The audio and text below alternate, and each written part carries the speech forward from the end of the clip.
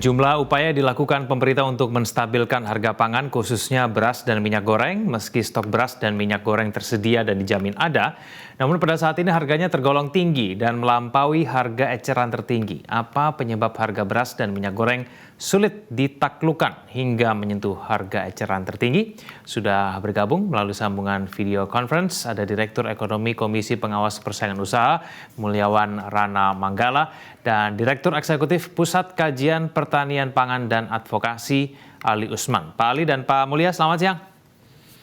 Selamat siang. Ya. Terima kasih atas waktunya bersama kami di Zona Bisnis. Akan langsung ke Pak Mulya. Pak Mulya, kita bicara mengenai beras dulu ya. Impor berasnya sudah datang dan kita juga sudah mau panen raya nih. Tapi kenapa kok harganya masih tinggi, Pak Mulya?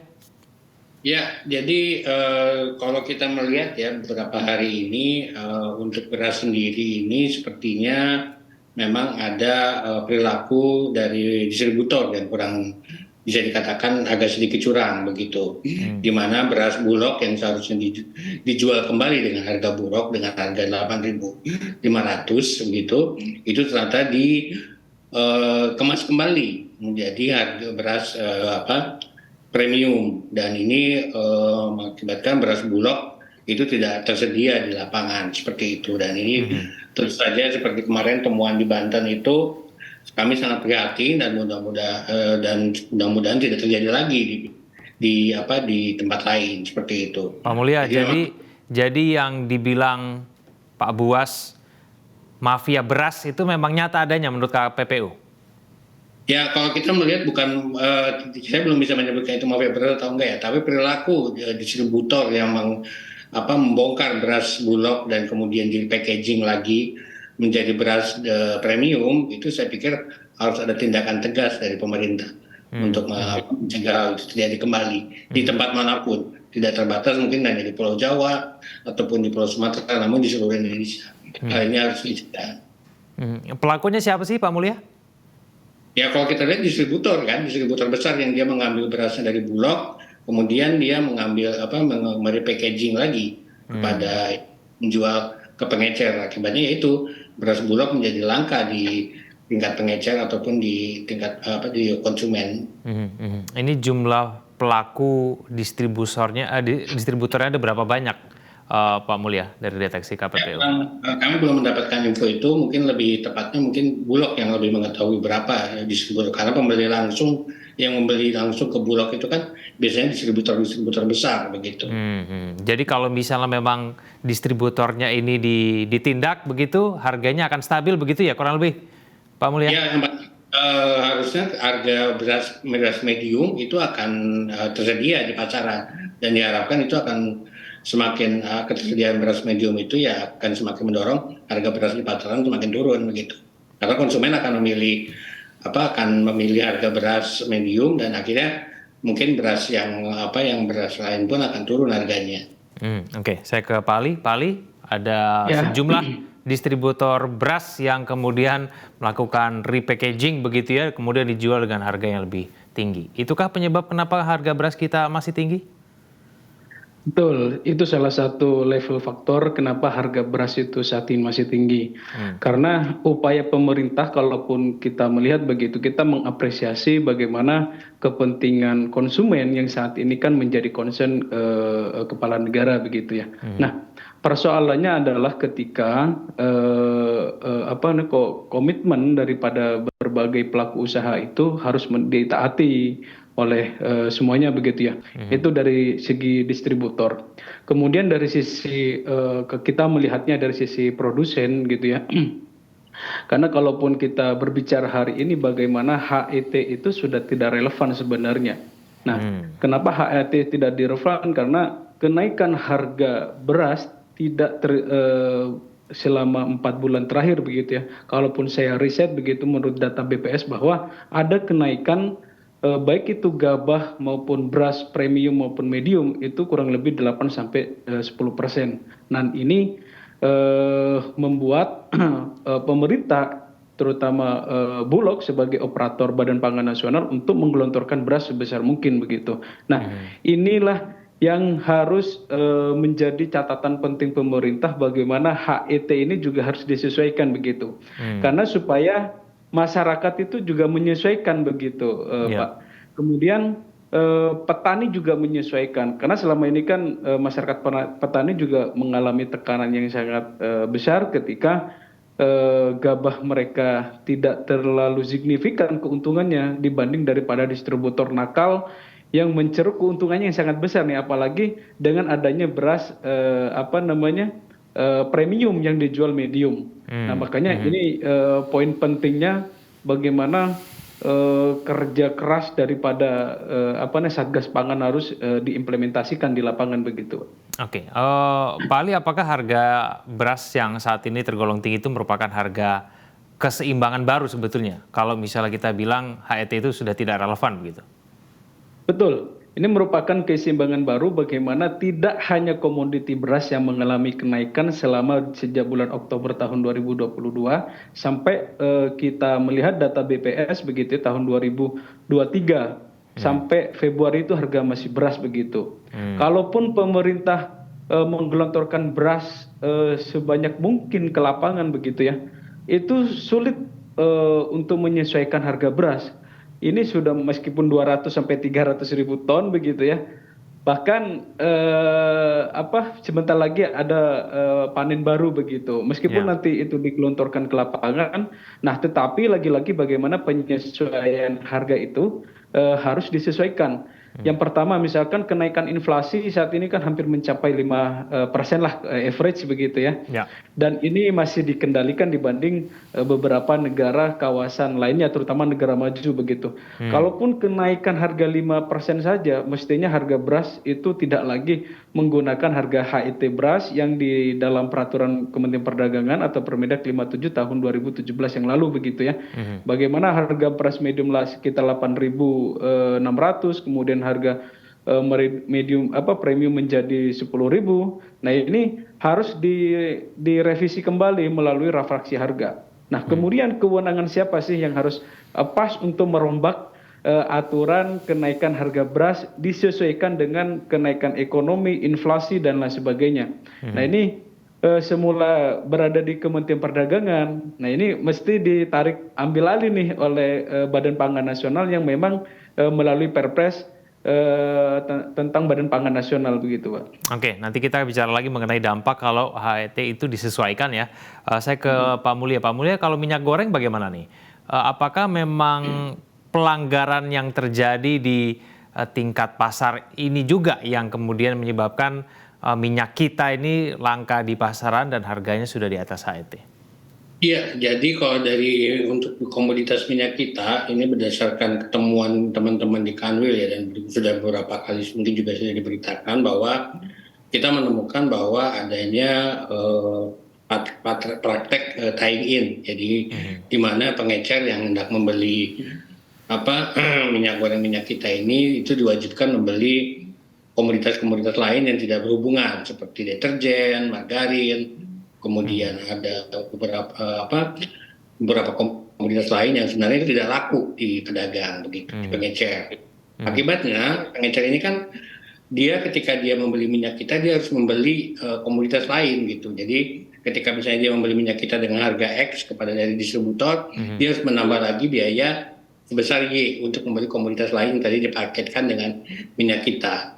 Nah, ketika pedagang ini menjual kepada pengecer kepada konsumen atau pengecer ini menjual kepada konsumen, tentu saja dia akan memperhitungkan bahwa harga ongkos Y yang sudah dia keluarkan untuk membeli minyak kita ini itu dimasukkan ke dalam harga penjualan minyak kita. Nah, itulah akibatnya kami menduga itulah yang menyebabkan bahwa harga minyak kita ini sekarang rata-rata sudah di atas rata-rata atau hampir seluruhnya di atas harga eceran tertinggi yang telah ditetapkan oleh pemerintah, yaitu berkisar sampai dengan Rp18.000 per liternya. Kami juga menemukan bahwa di beberapa daerah juga karena praktek tying in yang dilakukan oleh distributor ini membuat pedagang pengecer itu menjadi tidak lagi berniat untuk menjual minyak kita, karena kan akibat biaya yang harus mereka tambahkan keluar tadi, sementara produk yang tidak bisa dijual, produk yang sudah tadi dipakai tidak bisa dijual itu mereka akhirnya jadi berhitung kembali gitu, dan menurut lainnya keuntungannya udah nggak masuk lagi gitu. sehingga inilah mungkin yang bisa mengakibatkan adanya kelangkaan itu di minyak. Jadi sengaja ditimbun begitu ya, Pak Mulya? Kalau ditimbun mungkin juga bisa ya, karena kemarin kan juga temuan Pak Zulhas ada berapa ratus ribu ton minyak kita yang sudah sedia di gudang, namun belum didistribusikan. Tapi itu nanti untuk isu penimbunan atau enggak kita tunggu hasil investigasinya dari Satgas Pangan lah, karena mereka yang lebih berwenang. Namun yang kami tayangkan tadi bahwa praktek tie-in yang dilakukan distributor ini itu bisa mengakibatkan adanya kenaikan harga minyak kita dan juga kelangkaan minyak goreng di pasaran gitu, karena kesulitan mengecer untuk menjual maupun harus membeli dari distributor seperti itu. Tentang minyak goreng bagaimana nih Pak Ali? Apakah memang ini bukan persoalan stok, tapi bagaimana? Ya, jadi kalaupun tadi berbicara beras, nampaknya HET, kenaikan harga minyak di atas HET ini kan sangat berbeda kondisi HET beras dengan minyak goreng. Kenapa sangat berbeda? Karena HET yang diterapin minyak goreng itu bagaimana kita itu menyasarkan kepada pelaku industri yang skala besar begitu ya. Kemudian meskipun di situ juga ada petani sawit yang hampir jutaan juga jumlahnya begitu. Nah, nampaknya terkait dengan DMO, kebijakan DMO ini kan saat ini mencapai 300.000 ton. Kemudian saya dapat informasi bahkan dinaikkan menjadi 450.000 ton. Artinya ada kenaikan 50% dari DMO sebelumnya. Yeah. Nah, kalaupun minyak kita sebenarnya yang langka itu kan hanya minyak kita begitu. Kenapa minyak kita itu menjadi langka? Karena sebenarnya bagaimana kuantitas pasokan dari minyak kita langka itu karena permintaan atau ada pelanggaran terjadi di minyak curah. Dan ini menjadi PR bagi pemerintah maupun pelaku usaha juga begitu. Kenapa? Karena beberapa hari yang lalu juga ditangkap ada pengoplosan dan lain sebagainya. Jadi kasusnya sama di beras ya, gini Pak Kevin. Nah, kemudian ya upaya pemerintah, kalaupun minyak kita katakanlah 22.000 ton, kemudian dari 100 sehingga kemudian minyak kita minyak curah mencapai 97 begitu ya ribu ton. Kemudian kuantitas itu berkurang sehingga minyak itu menjadi langka. Sebenarnya pasokan minyak seluruhnya itu masih aman begitu, cuman inilah yang menjadi problem pemerintah kenapa dinaikkan begitu.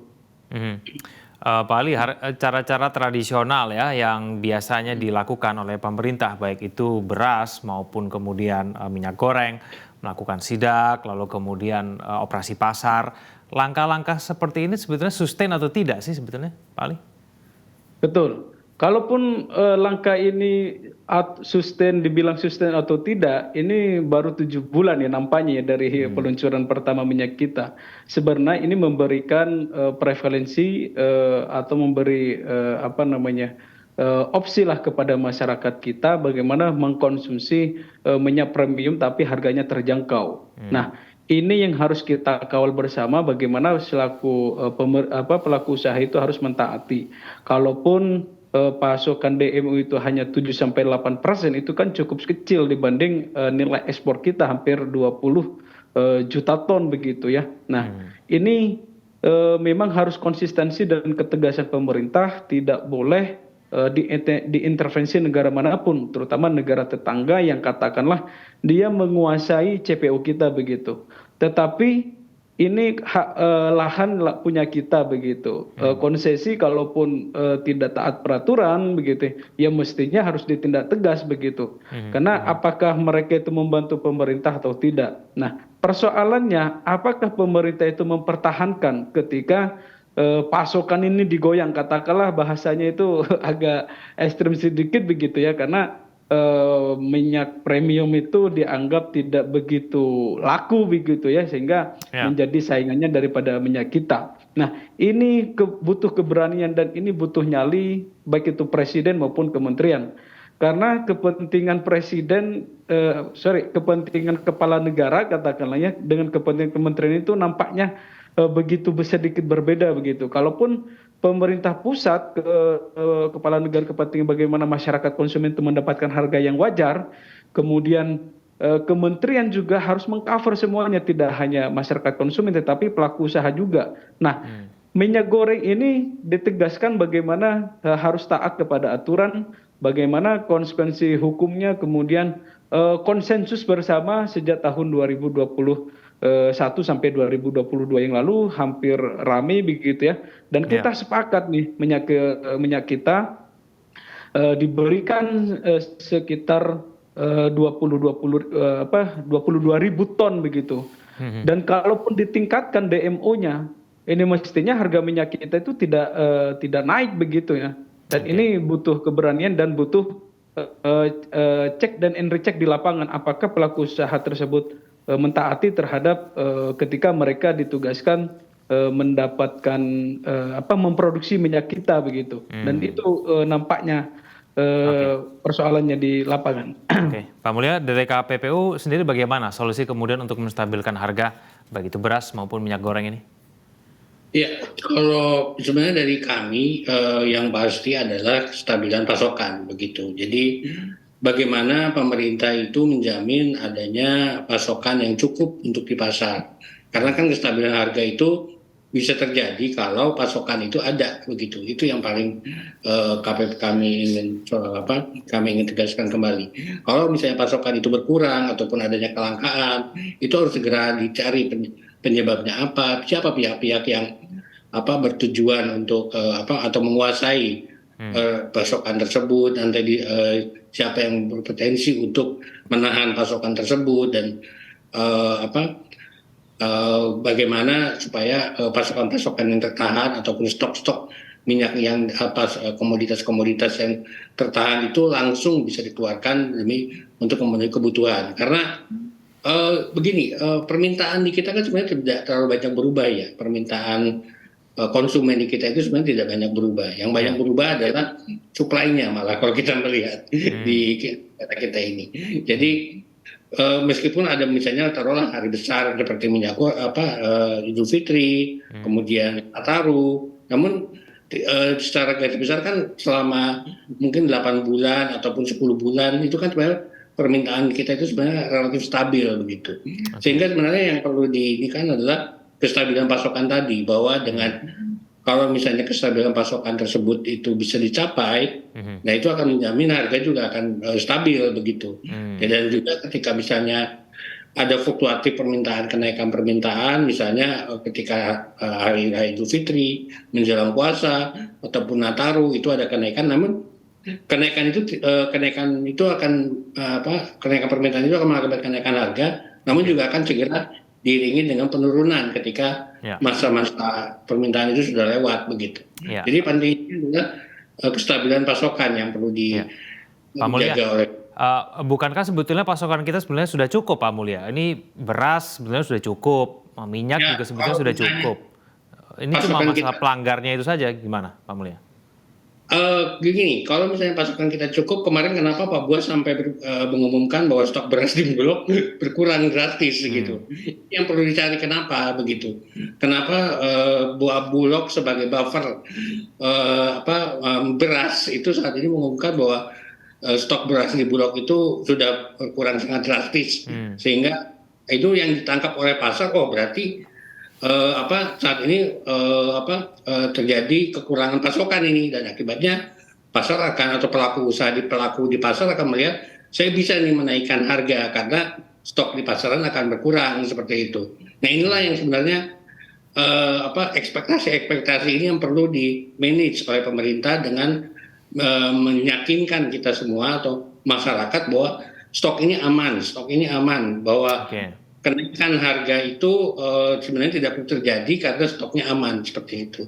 Dan itu bisa dengan langsung dengan mengumumkan secara terus-menerus berapa stok ini, berapa bulan sebenarnya buffer kita, dan buffer kita ini harus terus-menerus ditambah begitu. Jadi tidak lagi hanya berapa bulan tapi kalau bisa setengah tahun kah atau setahun kah kita bisa menjadi ekspektasi bahwa komoditas-komoditas itu stoknya aman selama berbulan-bulan begitu. Pak Mulya, tapi Anda setuju kalau sebetulnya persoalan mengenai kedua komoditas ini hanya memerlukan keseriusan dan keberanian saja kemudian untuk mengatasinya. Anda setuju? Betul. Jadi memang keberanian pemerintah sudah punya perangkat hukumnya untuk melakukan pengawasan, bahkan menindak pelaku usaha yang melakukan penimbunan, yang melakukan mengubah dari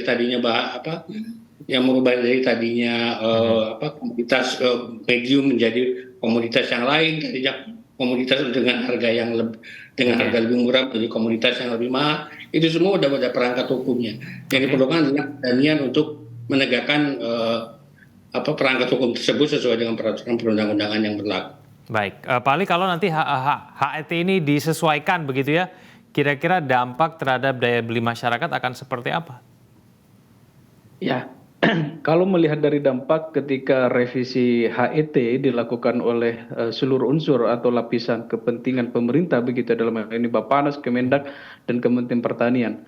Artinya itu memang harus cermat menghitung begitu, jangan sampai terjadi kasus sebelumnya, misalkan fleksibilitas harga diterapkan tanpa informasi begitu ya, tanpa pemberitahuan kepada masyarakat secara luas, kepada petani, dan itu sehingga mengagetkan kita gitu. Nah, itu pelajaran terbesar kita terkait dengan fleksibilitas harga yang diterapkan kepada beras. Nah, kemudian kalaupun HET itu dilakukan, paling tidak dampak yang harus kita minimal yang dikendalikan begitu ya. Bagaimana gejolak harga itu tetap harus kita kendalikan. Nah, di sini butuh peran lembaga teknis begitu ya, yang bisa melakukan operasi pasar sebanyak mungkin, katakanlah Bulog begitu ya. Nah, ke depan Bulog itu kan diupayakan stok iron stoknya, bukan iron stock ya, dynamic stock itu mencapai 2,4 juta ton. Itu baru perencanaan ya, kita harus mesti kawal juga nih dari Pak Mulyawan dari KPPU. Nah, kemudian kenapa stok itu harus ditambah begitu ya? Karena itulah hadirnya negara untuk melakukan operasi pasar ketika rafaksi harga itu direvisi atau HET direvisi. Persoalan hari ini, Kang, kenapa Bulog itu sangat sulit menyerap beras kepada beras di dalam negeri, katakanlah gabah begitu ya. Karena memang HET-nya itu tidak sesuai dengan HPP-nya begitu. Baik itu biaya penyimpanan dan lain sebagainya. Nah, ketika 2,4 juta ton itu dipegang oleh Bulog, kemudian 1,2 juta ton sebagai iron stock untuk pengendalian harga di akhir tahun, seperti yang kita rasakan pada akhir tahun kemarin, pada awal tahun ini begitu ya, dan kita sampai melakukan importasi. Nah, kemudian bagaimana 2,4 juta ton, 50%-nya itu harus kita gelontorkan dan operasi pasar setiap tahun, sehingga harga itu berjalan dengan sesuai dengan rencana pemerintah begitu, tidak hanya regulasi di atas kertas, tetapi aksi nyata dari pemerintah bagaimana memberikan harga yang sesuai yang dibutuhkan oleh masyarakat. Nah, kemudian dari segi minyak goreng juga memang harus harus dipegang oleh badan usaha milik negara begitu, supaya juga melakukan operasi pasar begitu, Pak.